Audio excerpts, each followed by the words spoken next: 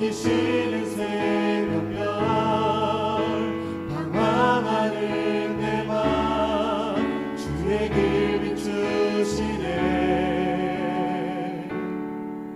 나로 인함이 아닌 주가 행하신 일로 나의 행함이 아닌 오직 주로 인하여 나는 오늘 비와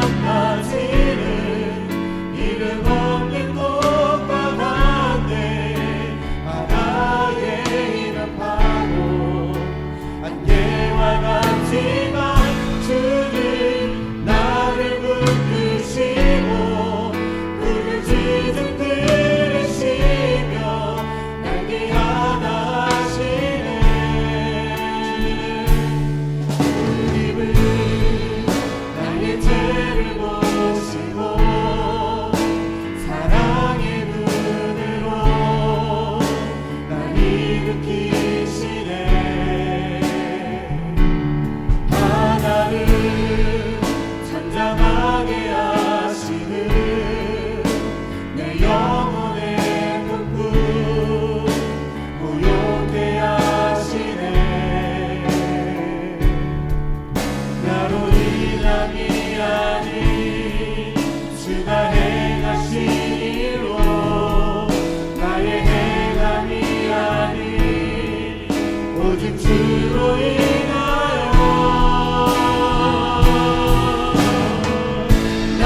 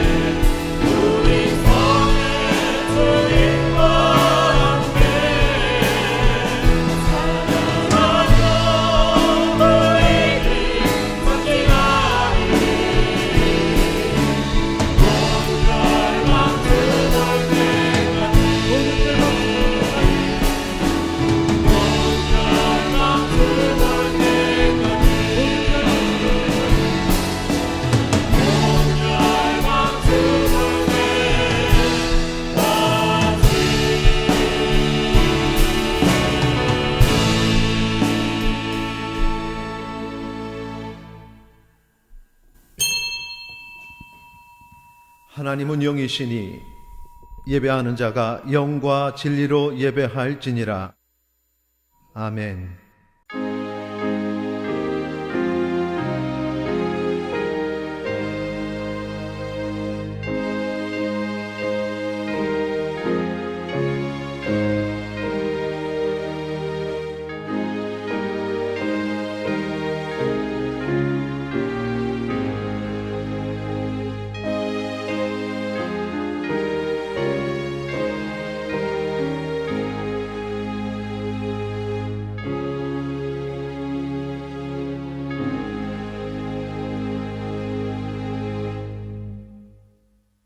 할렐루야. 여호와의 종들아 찬양하라. 여호와의 이름을 찬양하라. 이제부터 영원까지 여호와의 이름을 찬송할지로다. 아멘. 찬양 받으시기에 합당하신 여호와 하나님, 지난날 우리에게 베풀어 주신 주님의 그 크신 은혜 감사와 찬양을 올립니다.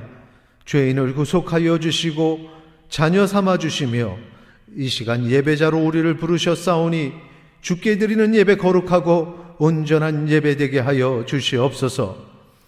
이 예배를 주님 홀로 영광 받으시며 예배를 통하여서 이곳에 모인 주의 백성, 각 가정의 주의 백성에게 은혜를 더하여 주시옵소서. 감사드리며 예수 그리스도의 이름으로 기도 올리옵나이다. 아멘.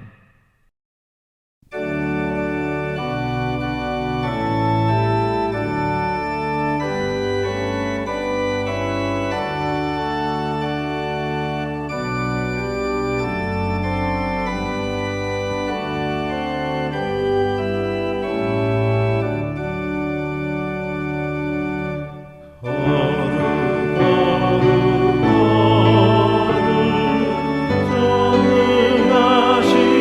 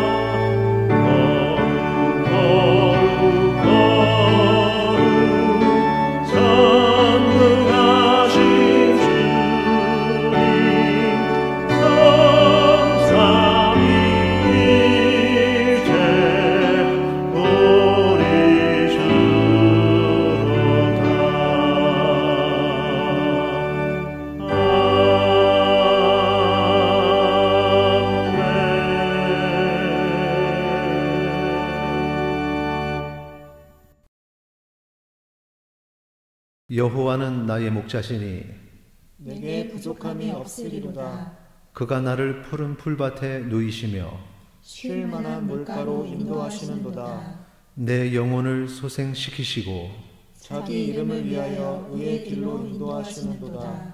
내가 사망의 음침한 골짜기로 다닐지라도 해를 두려워하지 않을 것은 주께서 나와 함께 하심이라. 주의 지팡이와 막대기가 나를 안위하시나이다. 주께서 내 원수의 목전에서 내게 상을 차려주시고 기름을 내 머리에 부으셨으니 내 잔이 넘치나이다. 내 평생의 선하심과 인자하심이 반드시 나를 따르리니 내가 여호와의 집에 영원히 살리로다. 아멘. 전능하사 천지를 만드신 하나님 아버지를 내가 믿사오며 그 외아들 우리 주 예수 그리스도를 믿사오니 이는 성령으로 잉태하사 동정녀 마리아에게 나시고 본디오 빌라도에게 고난을 받으사 십자가에 못 박혀 죽으시고 장사한 지 사흘 만에 죽은 자 가운데서 다시 살아나시며 하늘에 오르사 전능하신 하나님 우편에 앉아 계시다가 저리로서 산자와 죽은 자를 심판하러 오시리라. 성령을 믿사오며 거룩한 공회와 성도가 서로 교통하는 것과 죄를 사하여 주시는 것과 몸이 다시 사는 것과 영원히 사는 것을 믿사옵나이다. 아멘.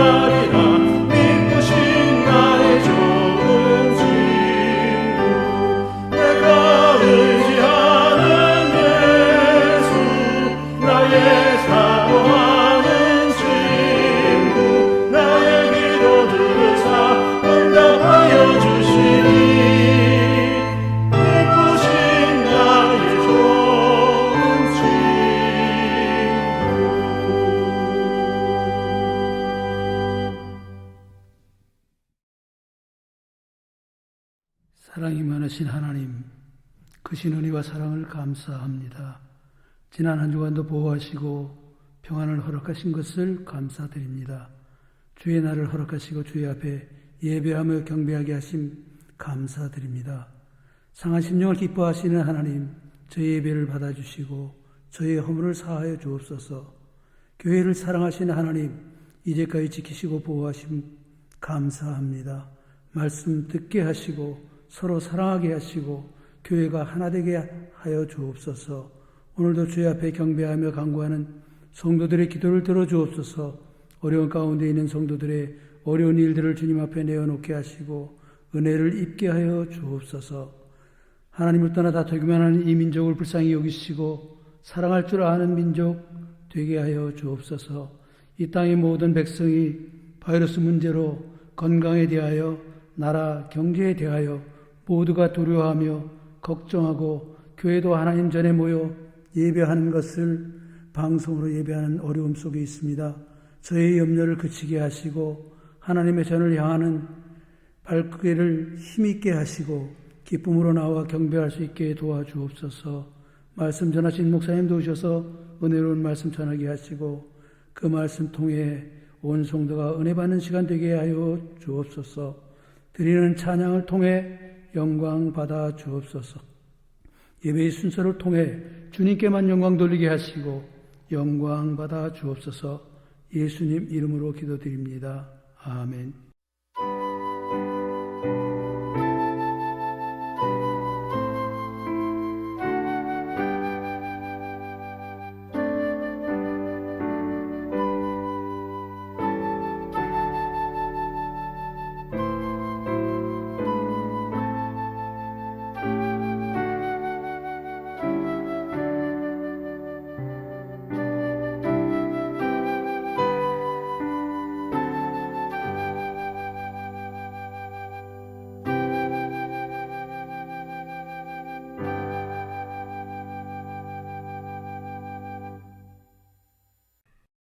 하나님의 말씀 봉독하시겠습니다.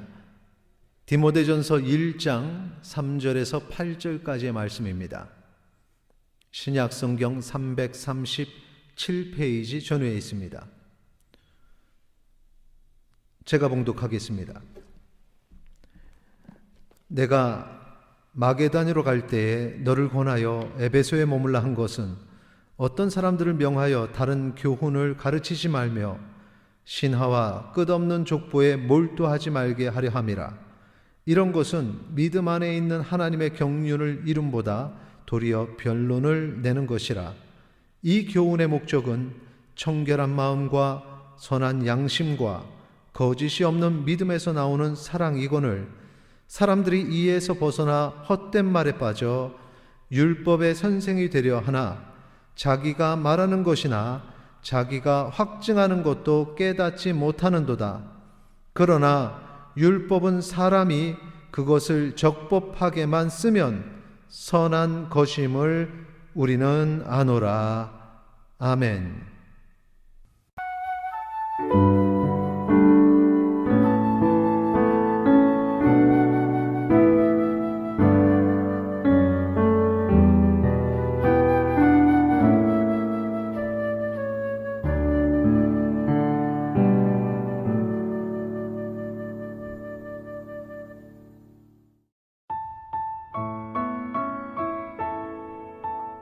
영상 예배를 가정과 동시에 교회에서도 드릴 수 있도록 본당을 개방합니다. 단 참석 인원에 제한이 있으며 신청자에 한해서 교회 영상 예배를 드릴 수 있습니다. 신청은 사무실 전화나 카카오톡으로 해주시기 바랍니다. 평일 오전 10시부터 오후 5시까지 교회 시설이 개방됩니다. 사회적 거리 두기에 주의하시면서 사용해 주시기 바랍니다. 계속 매일 기도 운동에 함께 동참해 주시기 바랍니다. 헌금은 다음과 같이 해주시면 됩니다. 한 주간도 승리하시기 바랍니다. 샬롬.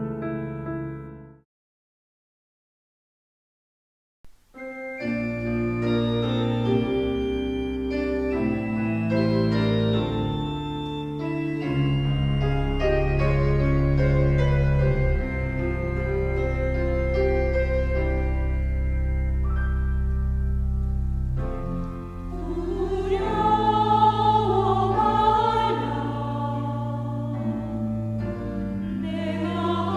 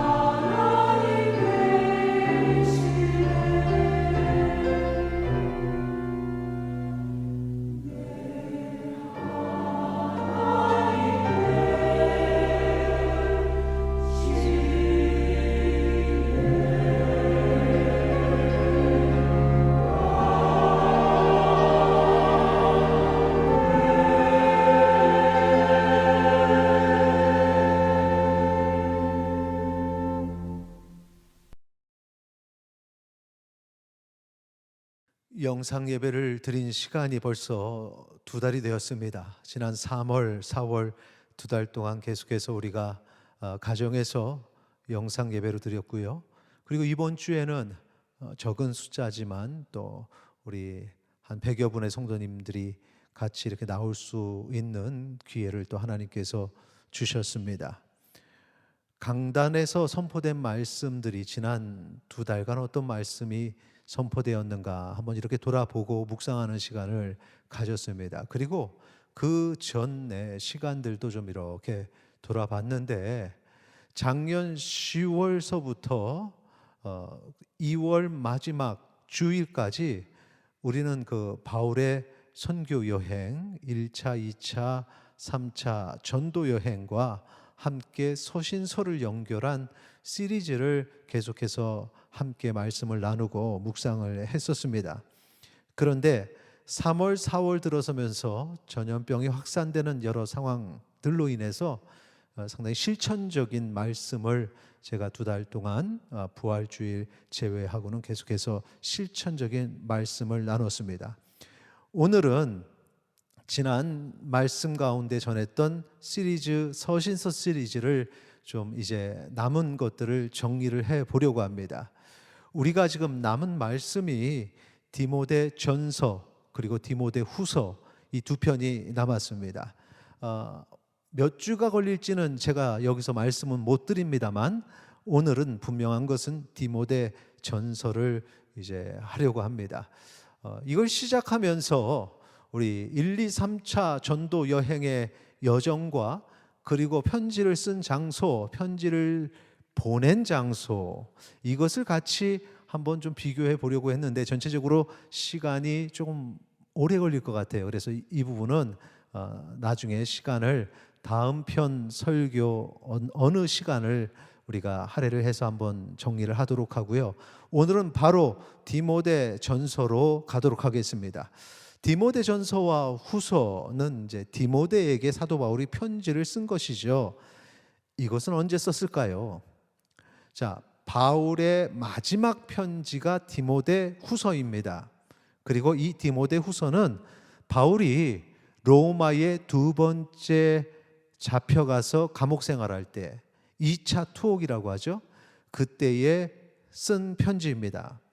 디모데후서 1장 16절 17절을 보면 우리가 그것을 알 수 있는데요. 원하건대 주께서 오네시보로 집에 긍휼을 베푸시옵소서. 그가 나를 자주 격려해 주고 내가 사슬에 매인 것을 부끄러워하지 아니하고 로마에 있을 때에 나를 부지런히 찾아왔다고 이렇게 기록을 하고 있죠. 사슬에 매인 상태, 그래서 부끄러워하지 않고 그가 로마에 있을 때 찾아왔다. 그러니까 지금 현재 우리 사도 바울이 사슬에 매여 있다는 사실을 알 수 있습니다. 로마에 1차 투옥됐을 때에는 좀 자유롭게 있었습니다. 가택연금이었습니다. 그래서 뭐 사슬에 매여서 감옥에 갇힌 그런 모습이 아니었는데 2차 투옥 때는 사슬에 묶여서 감옥에 갇혀서 다른 사람들이 볼 때 좀 부끄러워할 만한 상황이라는 것을 우리가 지금 이 디모데후서 1장 16절 17절을 보면서 알 수 있습니다. 그리고 이것이 바로 그 디모데 후서를 쓴 장소라는 것이죠. 디모데 전서는 그 전에 썼으니까 2차 투옥 전에 어느 순간에 썼습니다. 그리고 우리가 디도서까지 살펴보면서 다루었던 로마 1차 투옥 이후에 사도 바울이 서바나에 지금의 그 스페인에 가서 복음을 전했다 하는 그 이야기, 그 모든 과정 속에서 디모데 전서를 어느 한 시점에 기록을 한 것입니다. 1차 투옥 이후 2차 투옥 전에 어느 한 시점에 디모데 전서를 썼다는 것입니다. 디모데 전서 3장 14절을 보면은 이렇게 말합니다. 내가 속히 내게 가기를 바라나 이것을 내게 쓰는 것은, 이렇게 기록하고 있죠. 디모데에게 가기를 바란다라는 것입니다. 그러니까 아직까지 가기를 바라고 그리고 어떤 기회가 주어지는 투옥되지 않은 상황인 것을 우리가 알 수 있습니다. 그러면 어디에 디모데가 있기에 디모데에게 가기를 바란다고 얘기했을까요? 이전에 디모데 전서 1장 3절에 보면은 디모데를 에베소 교회 사역자로 남겨두게 됩니다. 그래서 3절에 보면은 내가 마게도니로 갈 때 너를 권하여 에베소에 머물라고 했죠. 그래서 에베소의 사역자로서 디모데를 세웠다는 것을 알 수 있습니다. 자, 내가 세운 제자, 그가 사역을 하는데 그에게 편지를 쓴다. 그러면 제일 먼저 인사할 것이고 그 인사 다음에 어떤 말을 쓸까요? 그가 사역하는 데 있어서 정말 중요한 것, 그것을 썼겠죠. 그럼 그게 뭐냐? 에베소의 사역자이니까 지금 에베소 교회에서 가장 시급한 문제가 무엇이냐? 그것을 디모데가 해결해야 되니까 거기에 대해서 가장 먼저 사도 바울이 썼을 것입니다. 그것이 무엇인지 살펴보겠습니다. 조금 전에 1장 3절 다시 한번 보시면은 내가 마게다니로 갈 때 너를 권하여 에베소에 머물라 한 것은 뒤에 보면은 어떤 사람들을 명하여 다른 교훈을 가르치지 말며, 이렇게 얘기하죠. 어떤 사람이 나옵니다. 그리고 그 어떤 사람들을 명하여 다른 교훈을 가르치지 말며라고 얘기하죠. 여기에 다른 교훈이라는 말이 나옵니다. 그 누군가가 다른 교훈을 가르치면서 교회를 분란시키고 성도들을 선동하는 사람들이 있다는 것입니다. 다른 교훈이라는 기준은 성경에서 벗어난, 하나님의 말씀에서 벗어난 교훈이라는 겁니다. 성경에서 말하는 것이 아닌데 마치 성경에서 말하는 것처럼 그렇게 이야기를 한다는 것이죠.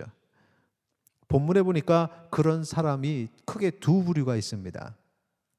첫째는 신화와 끝없는 족보에 몰두하는 사람이라고 기록이 되어 있어요. 에베소 교회에 있는 다른 교훈, 신화와 끝없는 족보에 몰두하는 것. 디모데전서 1장 4절에 있는 내용입니다. 우리 같이 읽도록 하겠습니다. 신하와 끝없는 족보에 몰두하지 말게 하려 함이라.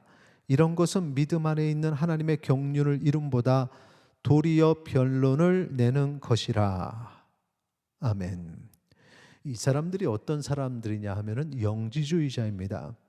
성경에서 나타나는 영지주의는 사도행전 8장에 기록된 마술사 시몬에서부터 시작되는 그런 영지주의들이 있었어요. 사실 영지주의라는 건 어떤 사상적 흐름이고 당시에 상당히 유행했던 그런 사상인데 여러 가지 모양 그 모습으로 삶 속에 들어가 있었습니다.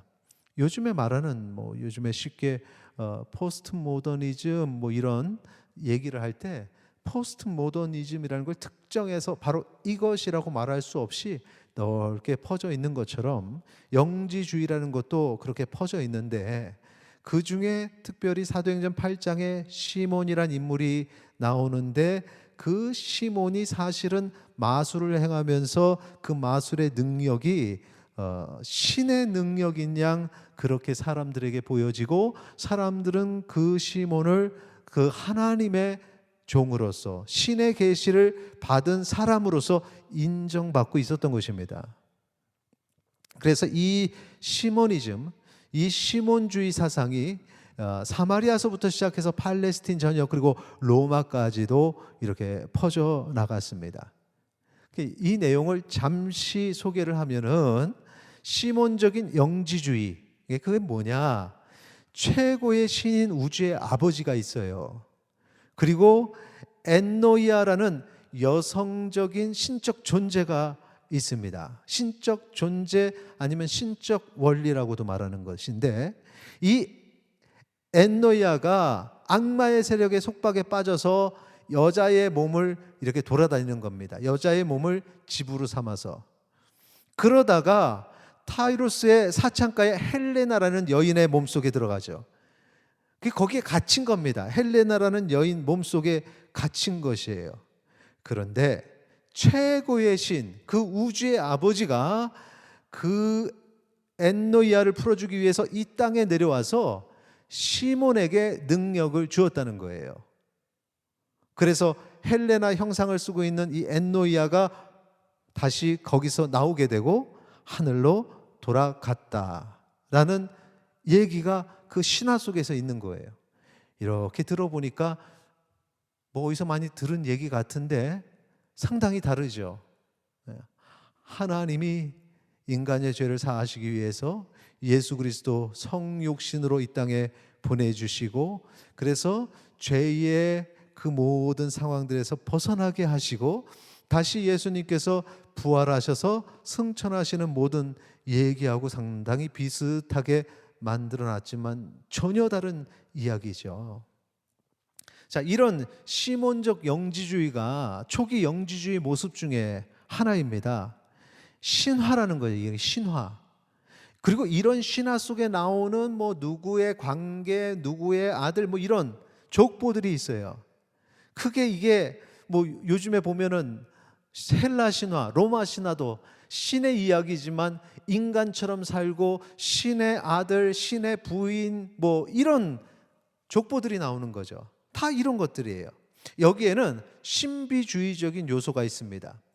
인간도 아닌 신도 아닌 어떤 존재도 있고 또 천하를 움직이는 능력도 있고 하는 신비주의적인 요소가 담겨져 있죠. 왜 이런 신화들이 나오느냐? 그것은 하나님께서 인간에게 하나님을 알 수 있는, 인식할 수 있는 신의식을 주셨어요. 신의 존재를 알 수 있는 그런 의식을 주셨는데 그들이 어느 정도 하나님에 대해서 알 때에 하나님의 말씀으로 천지를 지으신 여호와 하나님을 깨달아야 되는데 그게 아니라 자기가 적당히 아는 지식을 가지고 인간의 기준에 맞춰서 스토리를 만들어내는 거죠. 그리고 그것이 진짜 이야기인 양 그렇게 전달하는 것. 그렇게 해서 신화가 만들어지는 것입니다. 바로 여기에 이 신화와 족보가 디모데전서 1장 4절에 있는 신화와 끝없는 족보에 몰두하지 말아라 이겁니다. 여기에 사람들이 다 빠져 있다는 거죠. 그리고 꼭 거기에는 어떤 인간이 지금 앞에서 말씀드렸던 시몬이라는 인간이 걸려져서 자기가 대단한 능력을 가진 신의 대언자처럼 그렇게 얘기를 하는 것입니다. 최근에 뉴스를 봤더니 4월 초서부터 통일교가 이름을 바꿨다 그래요.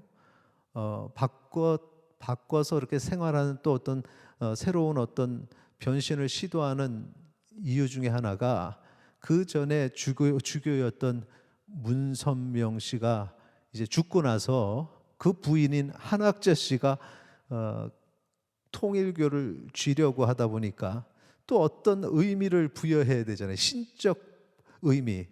그래서 그 한학자 씨를 이제 또 어머니라고 참때는 어머니라고 얘기하기 시작합니다. 또 다른 어떤 이단과도 비슷해졌죠. 그리고 독생녀라고 칭한다 그래요. 매스컴에서 언론에서 본 내용입니다. 그러니까 인간을 자신을 높이기 위해서 뭔가 신적 존재와 연결된 그런 어떤 신화 속의 인물로 만들어버리는 거죠. 이게 오늘날에도 일어나고 이미 오래 전서부터 그런 일들이 계속해서 진행돼 왔었다는 겁니다. 영지주의라는 것도 어떤 영적 자각, 그것이 세상의 학문을 통해서 깨달아내는 학문적 깨달음이 아니라 상당히 신비로운 지혜를 통해서 우리가 신의 세계로 들어간다는 그런 어떤 짧게 얘기하면 그런 배경을 가졌는데 거기에는 꼭 이렇게 이단적 요소가 담겨져 있는 것입니다. 이걸 가지고 종교라고 포장하고 이것이 진리라고 주장하면서 많은 사람들이 거기에 다 빠져 들어가는 겁니다. 이게 무슨 헬라나 로마의 신화 그리고 영지주의만 얘기하는 것이 아니라 오늘날 우리 이 시대에 한국의 거리에 나가도 길거리에서 어떤 책 그리고 무슨 진리서 뭐 사진 이런 거 갖다 놓고 그런 얘기를 하는 분들이 있어요. 그래서 자기들의 어떤 신화를 얘기하죠. 한민족의 신화, 한민족은 원래 어디서부터 나왔고 그러면서 신적인 요소를 담는 그런 이단적 모습들이 우리 주변에서도 볼 수 있습니다. 이런 것들은 인본주의고 하나님의 뜻에 어긋난 것입니다. 오직 진리는 이 땅을 창조하신 여호와 하나님 한 분이시고 그의 아들 예수 그리스도 우리를 위해 이 땅에 오신 주님만이 우리 구원의 유일한 길임을 고백하는 시간이 되기를 소망합니다. 에베소 교회에 있는 첫 번째 다른 교훈 얘기를 했고 이제 에베소 교회에 있는 두 번째 다른 교훈은 이것입니다. 헛된 말에 빠져 율법의 선생이 되려 하는 사람들의 가르침이 바로 그것입니다. 디모데전서 1장 6절에서 7절까지 우리 같이 읽도록 하겠습니다. 사람들이 이에서 벗어나 헛된 말에 빠져 율법의 선생이 되려 하나 자기가 말하는 것이나 자기가 확증하는 것도 깨닫지 못하는 도다라고 얘기하죠. 율법의 선생이 되어서 뭔가 말을 합니다. 그게 뭐냐? 율법에 관련된 거죠. 그런데 율법에 대해서 알지도 못하고 깨닫지도 못하면서 자기가 뭔가를 만들어서 얘기를 한다. 율법주의자들입니다. 이들은 모세의 율법을 오해한 사람들이죠. 그래서 자기가 알지도 못하면서 남에게 그것을 가르치고 그것이 기준이 이거다라고 얘기하는 사람들입니다. 모세의 율법이 무엇입니까? 모세의 율법은 우리를 예수 그리스도의 은혜로 나아가게 하는 그런 안내자의 역할을 하는 것이 모세의 율법입니다. 갈라디아서 3장 24절에 있죠. 이같이 율법이 우리를 그리스도께로 인도하는 초동교사가 되어 우리로 하여금 믿음으로 말미암아 의롭다함을 얻게 하려 함이라. 아멘. 말 그대로 그리스도의 은혜를 가르쳐주고 그쪽으로 인도하는 역할을 하는 것이 율법의 역할이라는 것이에요. 무슨 얘기냐? 율법 자체가 구원의 열쇠가 아니고 믿음을 측정하는 척도가 아니라는 거죠. 율법대로 사는 것은 분명히 절제하는 삶이고 좋은 것입니다. 그런데 율법대로 산다고 해서 구속의 은혜를 얻느냐? 그렇지 않다는 겁니다. 그래서 내가 율법대로 살고 그래서 나는 구원받고 내가 교만해지고 하는 이 율법주의자들의 모습이 잘못됐다는 것입니다. 특히나 이들은 자신들이 율법을 만족하면서 산다고 다른 이들을 그 율법을 가지고 판단하는 게 문제라는 거죠. 구원도 없고 그렇게 판단을 해서도 안 되는데 말입니다. 실제적인 예를 좀 들어서 말씀을 드리죠. 좀 우리가 율법 안에서 구분하기 어려운 것들은 문화적 배경을 가진 것들을 구분하기가 상당히 어렵습니다.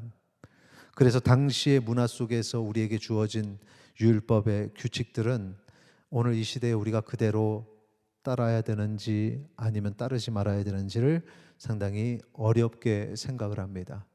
정한 것은 먹을 수 있고 부정한 것은 먹으면 안 되죠. 그런데 그 구분들을 가지고 우리가 오늘날에 살아가느냐? 또 그렇지 않습니다. 비둘기 같은 것도, 곤충도 정한 곤충들, 그럼 우리가 지금 식용으로서 막 먹느냐? 사실 그렇진 않아요. 그러니까 이것은 하나의 문화적인 요소들이 그 안에 담겨져 있습니다. 그래서 이런 것들을 구분하는 건 상당히 어려워요. 그러나 문화적인 요소들이 아닌 것들, 특히 윤리적인 것들, 이런 것들은 우리가 구분하기가 상당히 쉽습니다. 쉬운 것으로 아주 얘기를 한다면 살인하지 말라. 얼마나 쉽습니까? 살인하지 말라라는 이 율법이 오늘날 유효하지 않다라고 말하는 사람은 한 사람도 없습니다.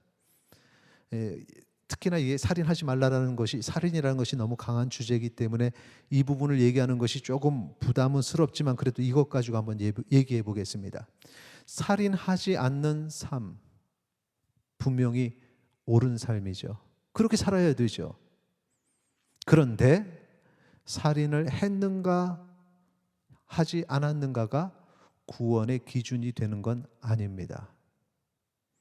살인을 안 했다고 신앙이 좋은 사람인 것도 아닙니다. 내가 살인을 안 했으니까 교만해진다. 이것도 더더욱이 아닙니다. 율법이라는 것은 이런 것입니다. 내가 그 율법대로 행했다고 자랑할 것도 없고 율법대로 행해서 구원받는 것도 아니라는 거죠. 그리고 그것으로 사람을 재단해서도 안 된다는 것입니다. 이번에 코로나19 사태를 보면서 고통받는 우리의 국민들 그리고 성도님들과 특별히 교회에 모이지 못하는 마음, 예배에 대한 그 간절함 그리고 안타까움이 우리 모두에게 있었습니다. 그리고 그 안타까움 속에서 계속해서 생각할 수밖에 없던 것이 예배가 무엇인가, 교회가 무엇인가, 이 부분을 생각해야만 했어요. 하나님이 원하시는 교회, 하나님이 원하시는 예배는 무엇인가? 하나님의 백성이 모이는 공동체가 교회죠. 그런데 하나님의 백성이 모이는 이 교회라는 단어는 우리 은석교회라는 지교회보다 더 큰 개념입니다. 이 땅의 모든 하나님의 백성들, 하나님의 교회라는 이 절대적인 공동체, 그리고 거기에 속한 지체로서의 교회, 은석교회, 그래서 지교회라 그러는 거죠. 이 모두 다 귀한 신앙의 공동체입니다. 그런데 최근에 이 작은 지교회, 작은 신앙의 공동체를 절대적인 것이다라고 주장하면서 본질이 되는 하나님의 백성, 하나님의 진정한 교회를 무너뜨리고 다른 사람을 공격하고 비난하는 일들이 최근에 벌어졌습니다. 그런 모습을 보게 되었어요. 그런 모습 속에는 정말 중요한 게 무엇인지를 모르는, 단지 내 앞에 있는 것 가지고 내 신앙의 전부라고 생각하는 이런 율법주의의 모습이 담겨져 있는 겁니다. 그리고 자신들의 목적을 위해서, 자신들의 생각을 위해서 성경의 본질에서 조금 벗어난 것을 가지고 강조하는 로마 가톨릭의 잘못된, 중세 로마 가톨릭의 잘못된 모습이 그 안에 담겨져 있어요. 현재 상황 접목해서 한번 구체적으로 말씀드리겠습니다. 바이러스가 창궐하고 사망자가 다수이건 소수이건 나오는 상황 속에서 그래도 나와서 예배하는 자, 하나님께서 병 안 걸리게 해주신다라고 믿는 것은, 그것은 신앙이 아닙니다. 개인의 신념 정도는 될 수 있어요. 개인의 신념은 되지만 그거는 신앙은 아닙니다. 개인의 신념은 다양합니다. 그리고 각각의 신념은 그 자체로 존중받을 수 있어요. 나하고 맞지 않아도 그냥 그걸 굳이 다른 사람의 신념을 가지고 비난할 필요도 없습니다. 문제는 뭐냐? 신념을 가지고 신앙이라고 생각하고 그것을 가지고 사람들을 재단한다는 거죠.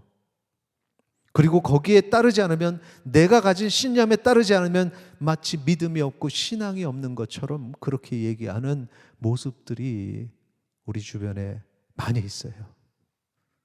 그것은 전체 하나님의 진정한 교회라는 공동체를 무너뜨리는 행위입니다. 왜 그것 가지고 하나님의 백성 사이에서 손가락질하고 비난하고 싸워야 됩니까? 우리는 사도 바울의 경고를 기억해야 합니다. 우리 주변에 잘못된 신앙과 가르침, 그것을 주의해야 됩니다. 디모데가 그것을 가장 우선적으로 해결해야 될 문제라고 사도 바울이 생각했던 겁니다. 우리 주변에 잘못된 신앙을 가진 사람들을 보면 자유주의 진보 신학으로 성경을 왜곡하는 사람들도 많은데, 그런데 그보다 요즘에 더 많은 것은 보수를 가정해서 성경을 왜곡하는 사람들입니다. 바울이 이들을 헛된 말에 빠져 율법의 선생이 되려 하는 사람들이라고 말하는 것입니다. 그러면 우리는 어떤 모습이어야 하나님 앞에 바른 교회요 성도가 되는가? 진정한 교회의 모습은 어떤 모습인가? 오늘 하나님께서 본문을 통해서 우리에게 분명한 답을 주십니다. 디모데전서 1장 5절 같이 읽도록 하겠습니다. 이 교훈의 목적은 청결한 마음과 선한 양심과 거짓이 없는 믿음에서 나오는 사랑이거늘. 하나님은 우리가 다른 교훈을 경계하고 그리고 온전한 말씀으로 이렇게 변화되기를 원하십니다. 첫째는 청결한 마음, 선한 양심, 거짓 없는 믿음을 가지는 것입니다. 세 가지죠. 청결한 마음, 카다라스 카르디아스, 이 헬라어 이 뜻은 죄악에 물들지 않은 모습을 말하는 것입니다. 이 단어가 다른 곳에서 어디서 쓰였냐면 팔복에서 쓰입니다. 마태복음 5장 8절에 마음이 청결한 자는 복이 있나니, 여기서 말하는 청결함과 같은 의미로 같은 단어가 쓰여진 것입니다. 그런데 이 단어는 구약 성서의 히브리어 타오르라고 연결이 돼요. 이 타오르가 어떤 단어냐면 하나님께 드릴 수 있는 정결한 제물을 말하는 것입니다. 그러니까 지금 헬라어로 사용될 때에 이 마음이 청결한 자는 하나님을 보게 되죠. 하나님께 나아갈 수 있습니다. 근데 그 나아가는 것이 정결한 제물 되어서 하나님께 드려진다는 의미입니다. 정결한 마음, 그것은 하나님께 드려질 만한 그러한 죄악에 물들지 않은 깨끗한 것, 우리가 그렇게 되기를 소망합니다. 그 다음은 선한 양심입니다. 이 선한 양심의 헬라어는 보편적인 선이라는 의미가 담겨져 있어요. 그래서 이 말은 내 주관적인 선, 개인적인 신념, 이런 것들은 선한 양심이 될 수 없습니다. 앞부분에 말씀드렸죠. 신념은 다른 이에게 강요해서는 안 된다, 그렇게 말씀을 드렸습니다. 보편적인 선은 강요할 수 있지요. 모두가 생각하는 그 선함으로 우리가 나아가야 된다 얘기할 수 있습니다. 그것이 바로 선한 양심입니다. 마지막은 거짓 없는 믿음입니다. 이 거짓 없는 믿음이라는 단어 안에는 꾸미지 않는 모습이 담겨져 있습니다. 가식적이지 않은 진실한 믿음, 그것이 바로 거짓 없는 믿음입니다. 그런데 오늘날 보면은 이 시대에 그 믿음이 있다 하면서도 가식적이고 자기의 목적을 위해서 믿음이란 단어를 사용하는 그런 사람들이 많다는 거죠. 자, 이 세 가지 내용을 가지고 다시 앞부분에 이야기했던 신화와 끝없는 족보에 몰두하는 사람들, 바로 영지주의자들 그리고 신비주의자들을 한번 비춰보고, 그 다음에 헛된 말에 빠져 율법의 선생이 되려 하는 사람들, 율법주의자들, 하나 더 덧붙이면 이 형식주의자들을 정의해 보면 그들은 하나님 앞에 정결함도 없고 자신의 주장만 펼치고 가식적인 사람들이라는 것을 우리가 알 수 있어요. 반대로 말씀에 온전히 서 있는 사람은 어떤 사람이냐? 청결하고 모두에게 선해 보이고 자기 자신만이 아닌 모두가 인정하는 그런 사람을 나타내고, 또 가식과 거짓이 없는 사람이다라는 것입니다. 이 세 가지가 모여서 위대한 신앙인을 만드는데, 그 신앙인은 어떤 사람이냐? 사랑이 풍성한 사람인 것입니다. 디모데전서 1장 5절 말씀 같이 읽겠습니다. 이 교훈의 목적은 청결한 마음과 선한 양심과 거짓이 없는 믿음에서 나오는 사랑이거늘. 이 사랑이라는 단어의 앞에 이 세 가지가 함축적으로 다 담겨져 있는 것입니다. 사랑은 세 가지가 결합된 형태라는 것입니다. 그래서 앞에 세 가지보다도 더 고차원적인 그런 신앙의 모습이라는 것입니다. 영지주의, 신비주의자, 율법주의자들, 형식주의자들, 이들은 이 사랑의 단계에 올라갈 수가 없어요. 그러니까 항상 자기가 믿는 것 가지고 남을 공격하고 비난하고 싸우죠. 오늘날에 보세요. 오늘날의 신비주의자들, 오늘날의 율법주의자들, 형식주의자들 보십시오. 항상 그것들이 사람에게 사랑을 전하고 하나님의 은혜를 선포하는 것이 아니라 상처를 주고 아픔을 주고 분열을 나타내는 이 시대의 모습을 한번 보기를 바랍니다. 이런 일이 오늘 우리 때만이 아니라 디모데가 사역을 하는 때도 있었고 그 전에도 있었다는 겁니다. 사랑이 없기 때문에 일어나는 것입니다. 그래서 바울이 자꾸 그 율법 가지고 남을 비난하지 말란 말이야. 율법은 확실한 죄악에 빠진 사람들을 향해서 사용하는 거지, 그렇게 신앙생활 잘하는데 조금 애매한 것 가지고 그걸 가지고 그 율법 들이대면서 그리고 싸우는 게 아니란 말이야. 이 내용을 제가 따로 읽진 않겠지만 여러분 꼭 읽어보세요. 디모데전서 1장 9절에서부터 11절까지 읽으면 이 말이 나옵니다. 요즘에 우리 하는 사람들 얘기들 보면은 성경 가지고 아주 사소한 거 가지고 싸우잖아요. 사도 바울이 그들을 향해 얘기하는 겁니다. 정말 심각한 문제가 있는 사람에게 율법을 들이대면서 그렇게 얘기를 해야지, 정말 작은 것 가지고 왜 교회 안에서, 왜 성도 안에서 그렇게 싸우느냐. 참 이 삶을 보면은 각자 생각도 다르고 신념도 있고 자기 주장도 있어서 하나가 되는 것이 쉽지 않습니다.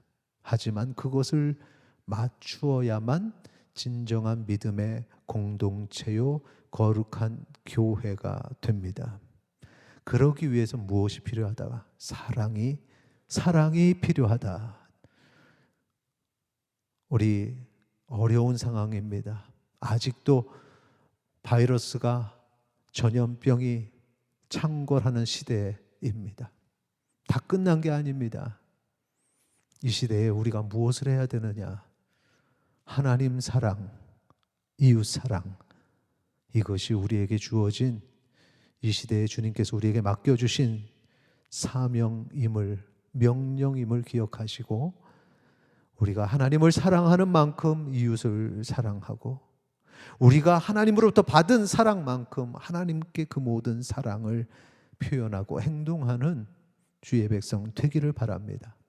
그렇게 하면 어느 순간에 우리의 아픔의 시간은 끝이 날 것이고 하나님이 주시는 큰 은혜가 우리 가운데 임하게 될 줄 믿습니다.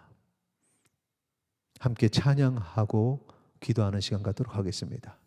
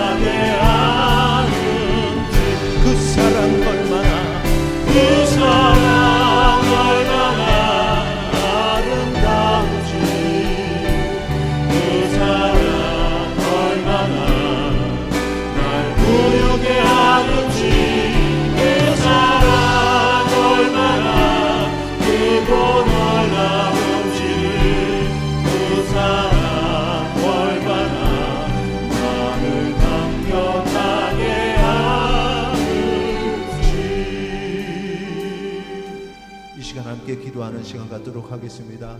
주님, 바른 말씀 안에 쓰며 주님의 그 사랑을 가지고 세상에 나아가 이웃을 사랑하기를 원합니다. 우리 함께 기도하시겠습니다. 거룩하신 하나님 아버지, 오늘 우리에게 아버지 하나님 말씀을 주셨으니 그 말씀을 가지고 살아갈 때에 온전한 말씀에 뿌리를 내리기를 원합니다. 하나님 아버지, 거룩함으로 우리를 비춰주시고 살아갈 때에 아버지 하나님 말씀 중심으로 그 말씀에 순종하여 살아갈 수 있도록 주께서 지켜주시옵소서. 고난 속에 주를 바라보게 하여 주시고 아버지 어떠한 상황 속에서도 주님의 허락하신 그 사랑을 잊지 않게 하여 주시옵소서. 주님, 우리를 십자가의 그 사랑으로 덮어주셨으니 우리가 그 사랑을 가지고 세상에 나가 이웃을 사랑하고 하나님의 영광을 나누기를 원하오니 잡아주시옵소서. 아버지 하나님, 사랑이 식어지는 인간에 우리를 사용하시고 빛과 소금 되게 하셔서 아버지 하나님, 우리를 통하여 세상이 변화되기를 원합니다.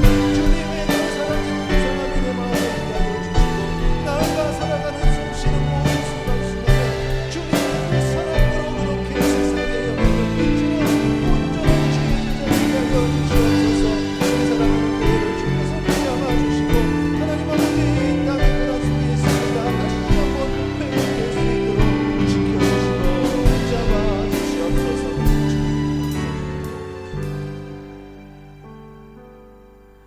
거룩하신 아버지 하나님, 환난 가운데에 고난 가운데에 인내하지 못하고 이 아픔을 고통을 그 누구에게 퍼부으며 서로 미워하며 상처를 입혔던 우리의 삶을 주께 고백합니다. 하나님께서 우리를 붙잡아 주시고 다시 한번 이 시간 말씀으로 회복해 하시니 주님 말씀 붙잡고 일어서게 하여 주시옵소서. 우리에게 베푸신 아버지의 그 사랑을 붙잡고 살아갈 때에 십자가의 그 사랑이 항상 내 삶에 빛이 나며 그 사랑 붙잡고 나아가 이웃을 사랑하는 주의 백성 되게 하여 주시옵소서. 감사드리며 예수 그리스도의 이름으로 기도 올리옵나이다. 아멘. 이제는 우리 주 예수 그리스도의 은혜와 하나님의 크신 사랑과 성령님의 교통하심이 이제 온전한 말씀으로 세상에 나아가 어두운 세상에 빛이 되며 그리스도의 사랑을 전하기 원하는 주의 백성 머리 위에 지금으로부터 영원토록 함께 있을지어다. 아멘.